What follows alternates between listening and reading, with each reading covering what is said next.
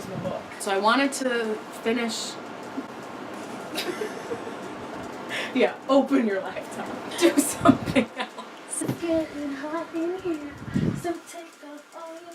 Yeah, it was just an amazing read, and I would definitely read it again, and your arm is in the shot. Thank you. So then what I'm going to talk about for the rest of the video is not about the book, but about an experience I had regarding the book. Margaret Atwood wrote an introduction to this book, I think in February 2016 or 2017. She talks about readers' responses to the book and some assumptions that were made about the book and about the characters. And she talks about the possibility of Offred's real identity, and she talks about how she doesn't consider this to be a feminist novel, unless by feminist novel you mean women who have their own opinions and their own personalities and are three-dimensional, in which sense she says it is a feminist novel in the way that she hopes all novels would be feminist novels. Of course, having read the last book that I read, we know that not all books are feminist novels. But so I had a discussion with a man I matched with on Tinder about The Handmaid's Tale, about this book. And when I mentioned I was reading it, he asked me if I was under the impression that it was about changes in Iranian law around the 80s. I, for one, was totally floored by the question because I'd already read the introduction, but I hadn't actually started the book.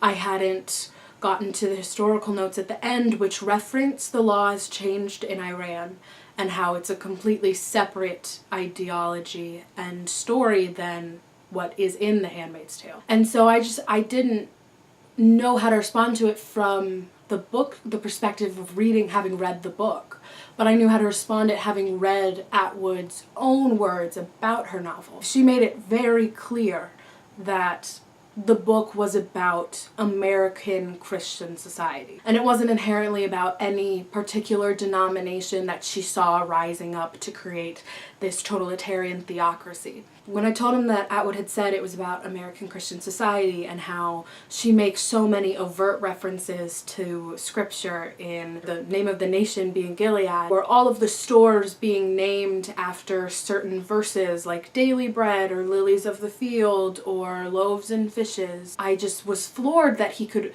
hear about this book. At the time I thought he had read the book and think it was about anything other than an American Western society where religion gets too much of a toehold and it's taken too far. We argued about this over the course of 2 days, in which I brought up countless points about Atwood's own beliefs about the book and quotes from the book, and his points boiled down to, well, I'm a man, so I know what I'm talking about. I told him that in reading this book, he wouldn't have as much of a poignant reaction that someone like I would have or any other woman would have, in the sense that we grow up in a patriarchy, and so we feel this oppression deep within us. Even as much as someone like me has shirked that off as much as we can, it still is something that plagues us and exists. And he said that the idea that I would understand or relate to the book more just because I have a vagina is preposterous. He tried to bring up the fact that he faced discrimination for being white in Nicaragua, and I can't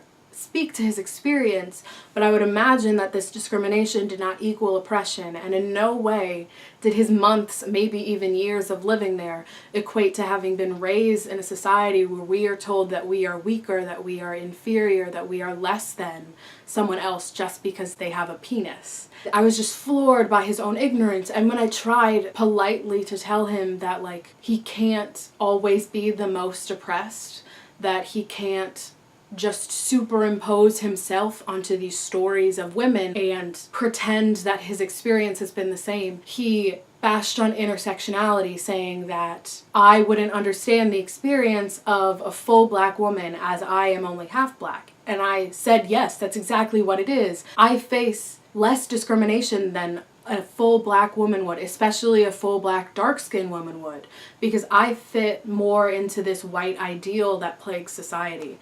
And he was just going off. The conversation ended with him saying that I shouldn't think, just because someone is more oppressed than I am, that their experience with oppression is more valid. To a point, I can understand what he's saying, but the fact of the matter is, for those of us who experience so much more privilege than other people, we need to step back and give those people who have fought through more oppression than I could ever know the stage. Let them speak, and just don't speak over them. And I'm trying not to get so riled up about this because Danielle can attest I've been very upset about this for a while. But he also said something that really was offensive. He said having this conversation with me was really great because I don't just talk about how I like boys and I like cheerleading. And I think that really summed up the whole point that I was making, that he would assume that just because I'm a woman, the fact that I don't just talk about how I like boys and how I like cheerleading makes me somehow better than these other women. Regardless of whether a woman likes something that's more traditionally feminine